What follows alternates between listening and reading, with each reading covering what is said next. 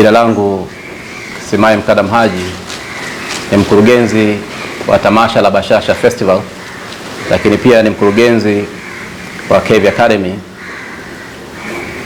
ambalo Kevi Academy ndio wameanzisha tamasha la Bashasha Festival. Aidha, tamasha hili lina lengo la kuendeleza na kutunza utamaduni wetu pamoja na kutoa elimu ya afya kwa jamii sambamba na usajishaji juu ya masuala ya utunzaji wa mazingira. Ndugu waandishi wa habari, aidha nawashukuru sana kwa kuhudhuria katika press conference hii kwa muda wenu, na pia tuombe radhi kwa pale ambapo tumechelewa kutokana na majukumu ya kitaifa. Aidha, napenda kulitambulisha tamasha la Bashasha Festival ambalo linatarajiwa kufanyika siku ya kesho tarehe 24, siku ya Jumamosi, kuanzia saa 2 asubuhi hadi saa 6 za usiku. Tamasha hili linatarajiwa kufanyika Bungi kwa Bihole, katika magofu ya Bihole, na sababu za kuichagua Bungi kwa Bihole, tamasha linahusiana na utamaduni. Historia ni sehemu ya utamaduni. Hivyo tamasha hili litakuwa lina tabia ya kutembea kutoka sehemu moja kwenda sehemu nyingine kutokana na nature ya activity zenyewe. Aidha, sehemu ya pili kutoka kule kwenye magofu tutatumia uwanja mpira wa Bungi barabarani kwa ajili ya baadhi ya activity. Hivyo napenda nichukue nafasi hii kuwatajia baadhi ya activity ambazo tutakuwa nazo katika tamasha hilo.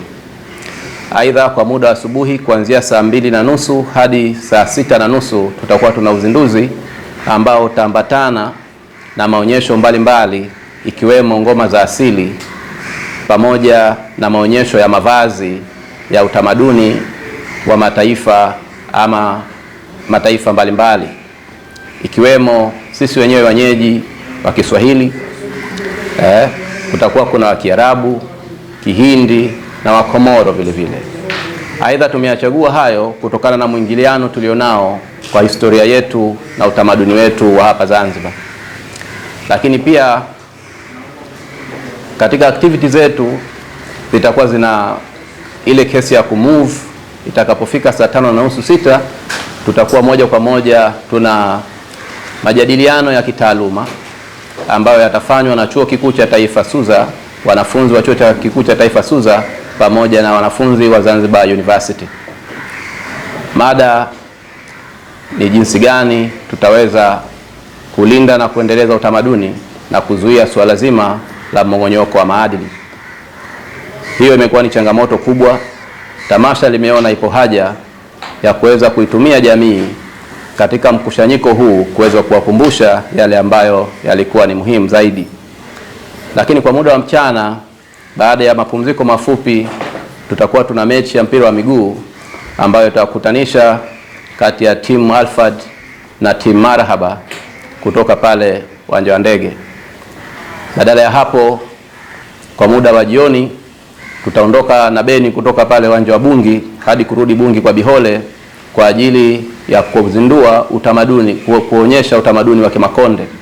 Utamaduni wa Kimakonde utaanzia historia, kwa nini Wamakonde wamekuja na walikujaje, na zile activity zao wanazozifanya, ikiwemo masuala ya jando, masuala huko jando kuna activity gani, lakini pia taratibu zile za kumtoa mwari ama kutoa wale vijana baada ya kukaa kwa muda mrefu, ambayo itaambatana na kinyago pamoja na ngoma ya sindimba. Aidha, baada ya muda huo, burudani nyingine mbalimbali zitaendelea kutokana na mpangilio utakavyokuwa upo na kwa mujibu wa muda utavyokuwa kadri utavyokuwa na turuhusu. Baada hayo machache, niwaombe sana ndugu waandishi wa habari, ndugu wananchi, kuweza kuhudhuria katika tamasha hili adhimu linalotarajiwa kuwa ni la pekee na la aina yake ambalo halijawahi kutokezea kwa hapa. Lakini pia tamasha hili likumbuke kwamba litakuwa ni la kila mwaka. tamasha la kila mwaka, lakini ziko activity ambazo zitakuwa zinafanyika wakati wowote inapoonekana kwamba inafaa.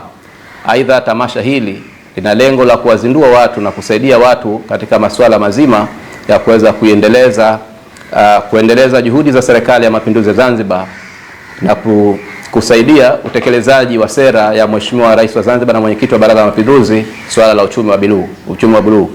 Mheshimiwa Rais kwa mara zote alizokuwa akizindua Baraza la Wawakilishi alikuwa akisisitiza sana swala la utalii, ambalo watu waweze kubuni mambo mapya vikiwa vivutio vya utalii, pamoja na masuala mazima hayo ya ubunifu wa matamasha mbalimbali ambayo atawezesha kuitangaza Zanzibar kitaifa na kimataifa, lakini pia kuweza kutambulisha utamaduni wetu, kupatikana kile kitu tunachoita cultural exchange. Hivyo kwa udogo wake lilivyoanza, tukiwa tuna matarajio ya kuwa siku 2, lakini hili tamasha ni la siku 1 kwa sasa, na siku zinazoendelea tutaendelea kama matamasha mengine makubwa zaidi ya siku 1 na siku nyingine, na zitakuwa activity